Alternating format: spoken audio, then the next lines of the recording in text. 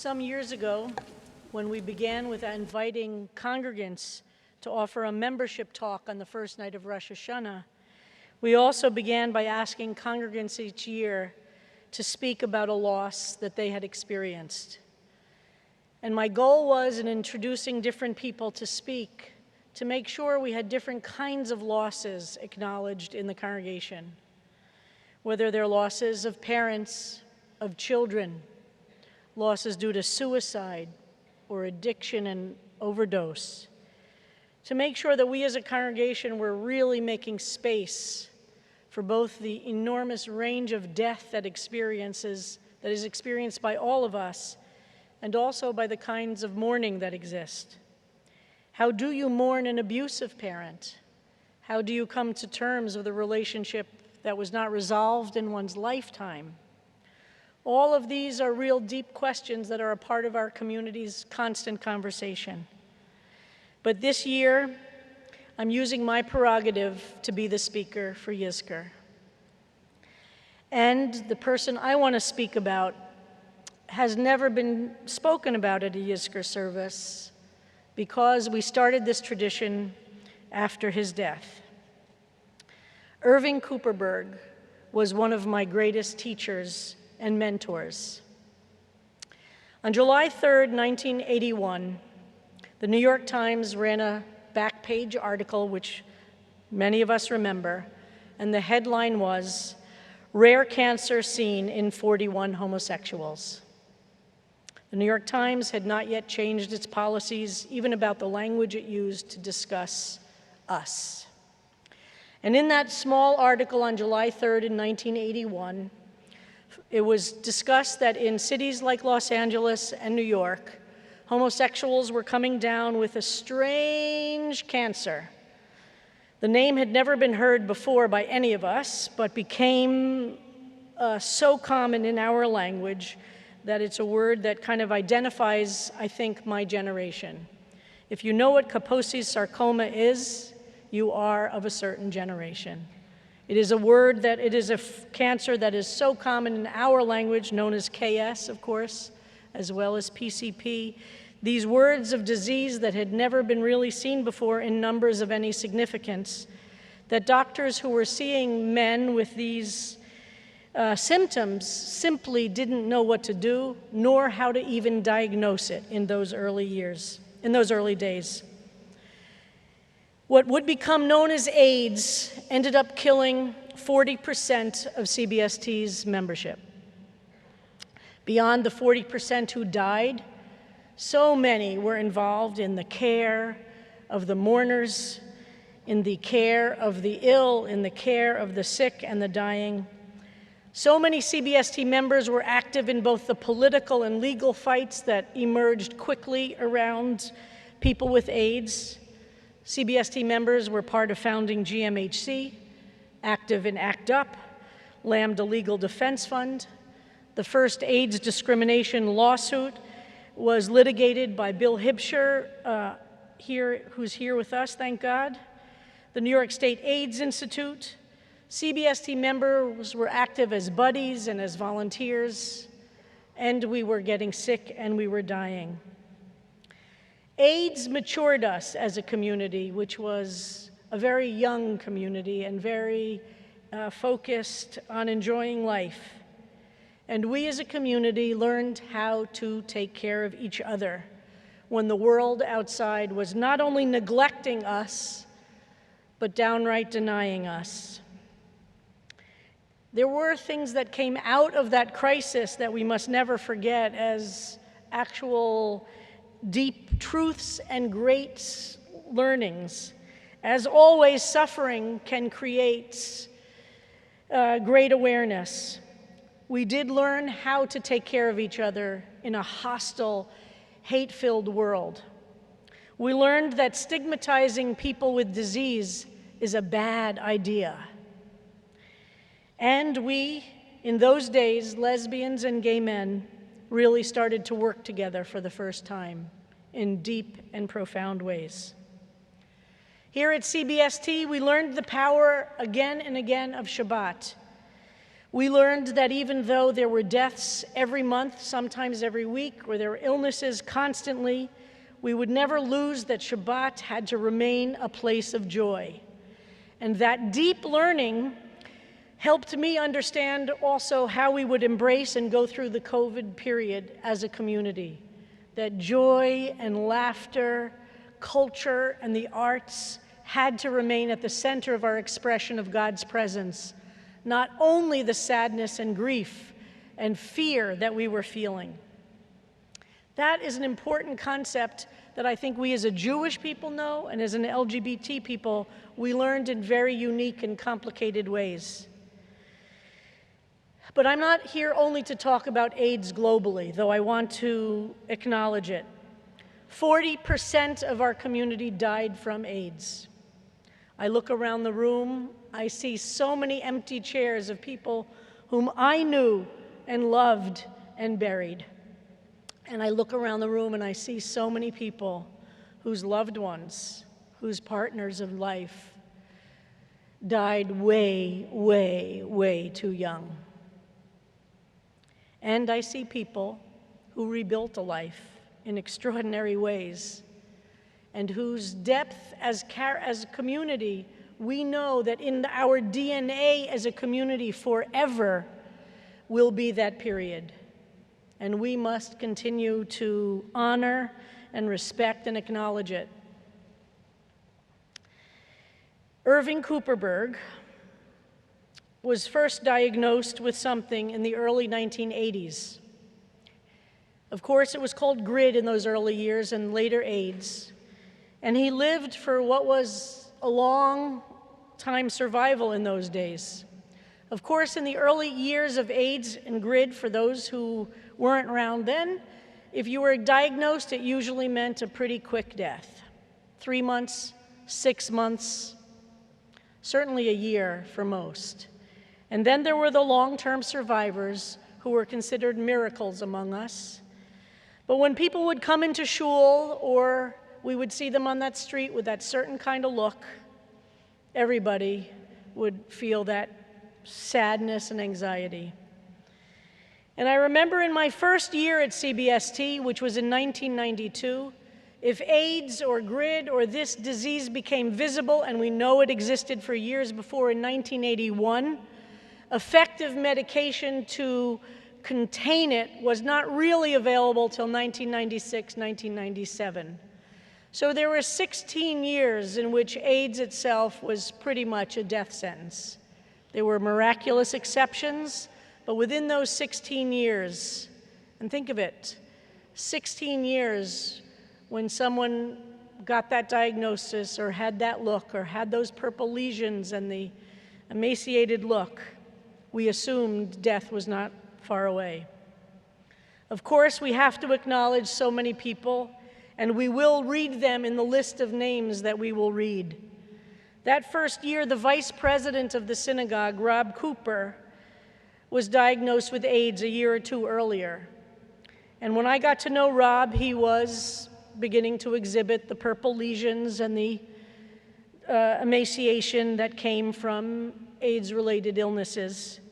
And as some of you remember, the great story that Irving Cooperberg loved to tell is that Rob, who was an attorney, and he and I studied together that whole year. We became very, very close. He would come to Friday night services with a long mink coat because we only had metal chairs at the time.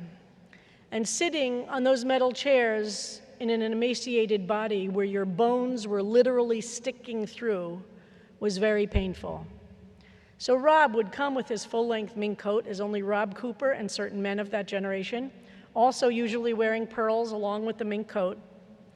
And I remember one Friday night standing at the bimah in Bethune Street and seeing Irving, as only Irving could, in the back, and everybody can remember where the lambda was hanging in the window. Everybody knows exactly where I'm talking about in the Bethune Street, who remembers that? I saw Irving sticking his finger into Rob's emaciated chest and poking him like this and yelling at him. After services, I said to Irving, what were you talking to Rob Cooper about? What were you yelling at Rob Cooper? Irving said, I said to him, Rob, you can afford a mink coat. You can sit on those metal chairs and not be affected by it, but you know how many people can't afford a mink coat?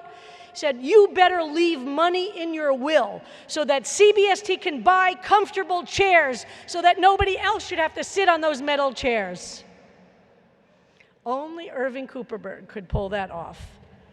Rob left us $40,000 in his will so that we could buy those church blue chairs, which became the sanctuary chairs in Bethune Street for all those years, so that nobody else would have their zits bones poking into cold metal chairs. And when we moved from Bethune Street to 130 West 30th Street on April of 2016, we took one of those blue chairs with us. And that blue chair still sits in our sanctuary. I look at it every single Friday night and remember both Rob, who died in June of 1993, and Irving. Irving and his partner, Lou Rittmaster, who is watching today, and Lou, I'm surrounding you with so much love and hugs from his home in Florida, met me when I started at CBST on August 3rd, 1992. They met me at the door of Bethune Street. They walked me to the bimah. They stood on either side of me, and then it was only the metal chairs. That was in August of '92. We didn't get the comfortable chairs until after Rob died the next year. And they stood on either side of me.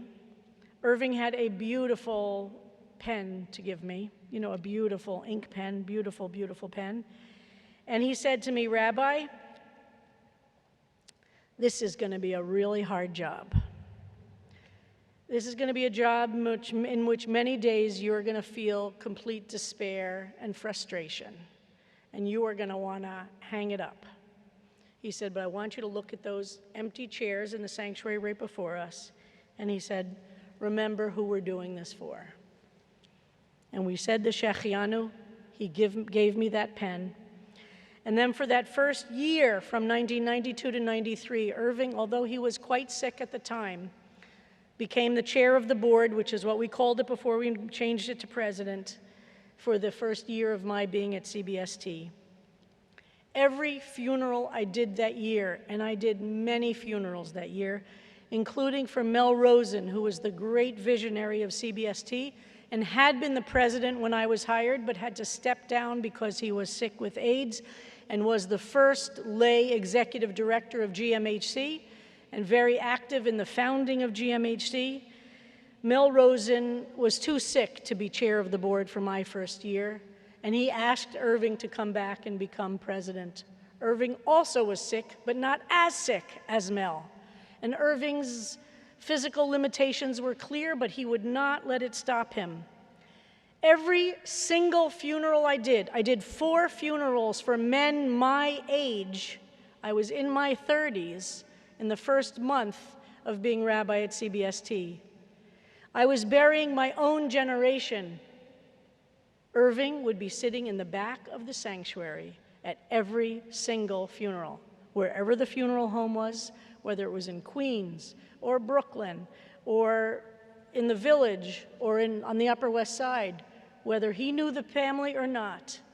He wanted me to know that he was there with me through that whole process. And then he would take me out, if we were in the right neighborhood, to get kishkas, which are disgusting.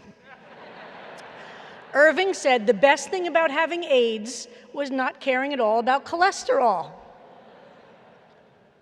And he would eat with great gusto. When Irving was first diagnosed with AIDS, Lou asked him, what should we do? Should we take a great trip? Should we go around the world? Should we do a big cruise? What should we do? Irving looked at him quizzically. Lou loves to tell this story. And he said, I'm doing exactly what I want to be doing right now. I don't want to change a thing.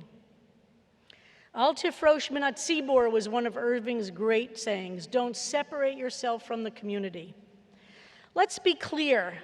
Many people did not like Irving Cooperberg. He was a difficult, he was very curmudgeonly. He was argumentative. He could yell at you like he yelled at Rob Cooper about anything and all things. He was far from angelic in any terms. He did not care about being liked. And he was right most of the time, which was extremely annoying. As I mentioned last night, Irving fought for many years for CBST to leave Bethune Street for Rosh Hashanah and Yom Kippur, and finally succeeded in 1991 in getting the board to agree for us to move here for Yom Kippur in 1992. And he had to agree he would do the fundraising himself. The synagogue would not support that, and if there was any financial gap, Irving committed to covering it himself. Irving was born in Bushwick. His family lived behind the store, part of that generation of immigrants. Orthodox. His mother worked 20 hours a day at the store. And Lou once said to him, had he been straight, Irving would have ended up a frum guy with a bunch of kids. And Irving said, but I had something better, which is, I believe, instead of a family I leave behind a community. And we are that community.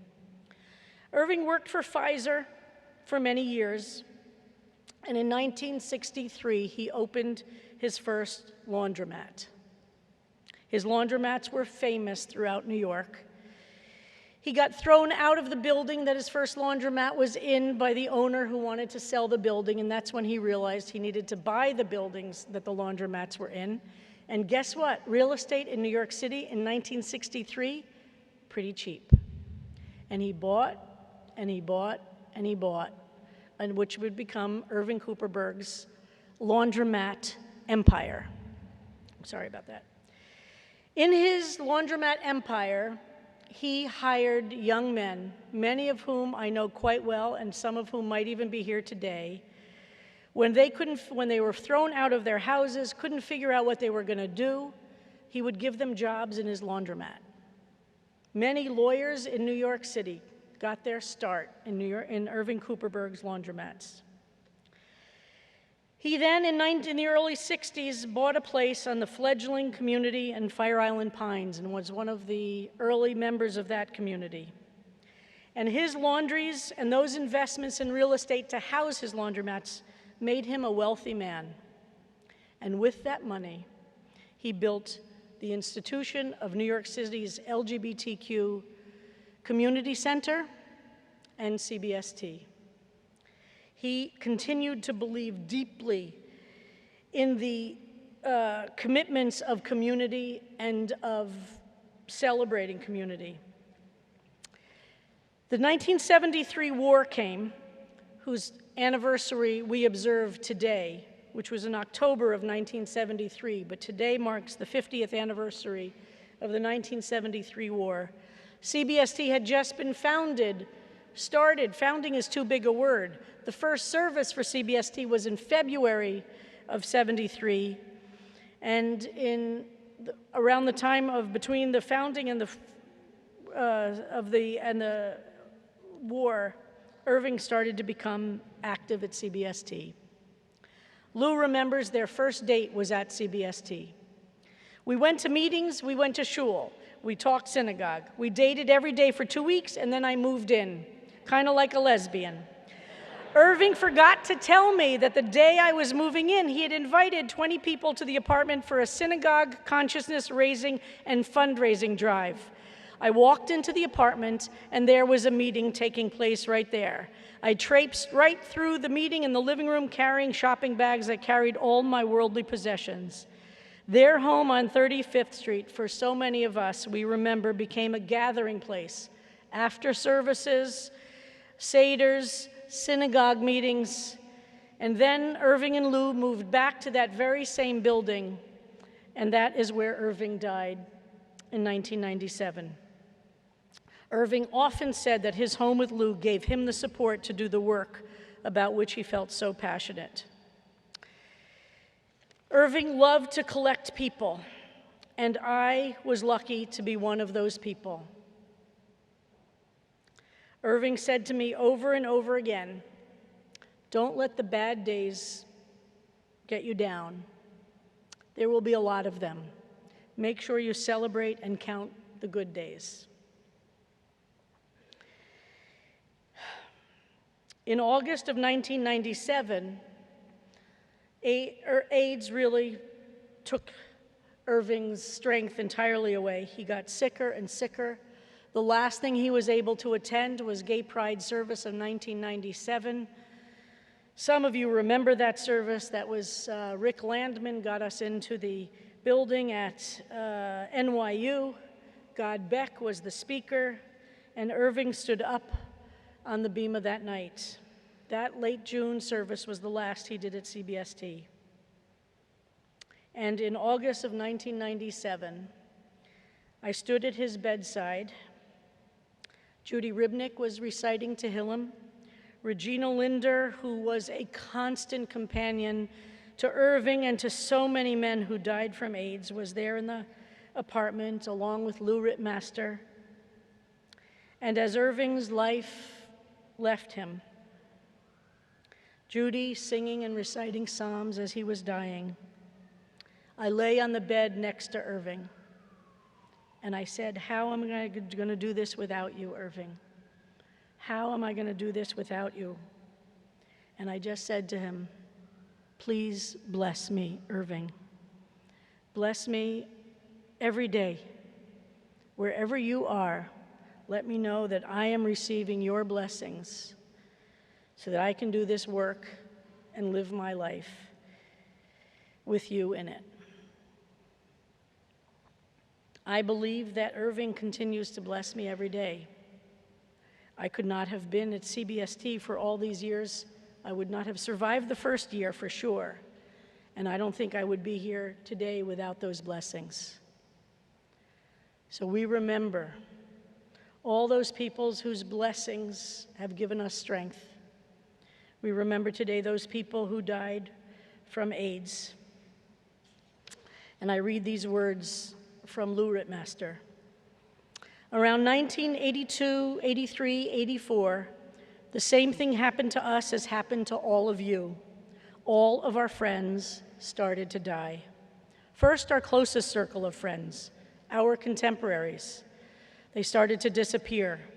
We weren't going to be morose, so we got new friends, different friends. We took them on as a second circle, and then a third circle. When Irving got sick and really sick around 85, 86, they said the virus was going to intensify and the next step would be an iron lung. He wasn't able to walk. He could be paralyzed for life, or maybe it would reverse altogether. After we learned the news and were ready to really scream and yell, we found our friends joking and laughing and telling us how great we were. We decided that if Irving lived, we were going to have a party, a kind of a bar mitzvah party for us. We thought that that party would be the last. Irving once showed me the list of the people invited to that party. 80% had died. Then it was Passover, and that would be our last. And then we decided, enough of this is our last, and this is our last that, this is our last this. That's not the way you live your life. You gather your friends around you, you get on with what you have to do, and that is what we've done. Irving was called back to the synagogue, and we got active again. Irving agreed to come back for 1 year as chair if his strength allowed. I like to look at it the way the rabbi talks about Hanukkah. The miracle was that there was only enough oil for 1 day. But anyway, you light that one candle, and it's still going. Who knew? The miracle of Irving is that he lit the candle, and it's still going. Irving died August 20th, 1997, on the 17th of Av, 5757. But we, CBST, me, Sharon Kleinbaum, we're still going. I pray that I'm able to light someone else's light in the way that Irving lit mine, and that we each can do that and know the legacy that will follow us.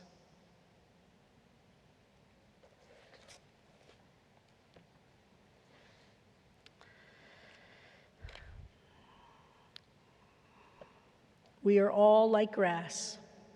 We all pass through this world like grass.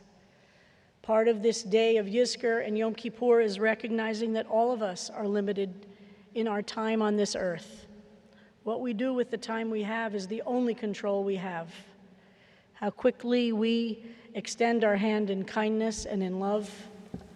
We recognize the deaths that we've experienced, whether they're family members, close friends, teachers, people who are important in our lives, whether they died recently or long ago. We remember them. We are like grass that pass in the wind. Enosh.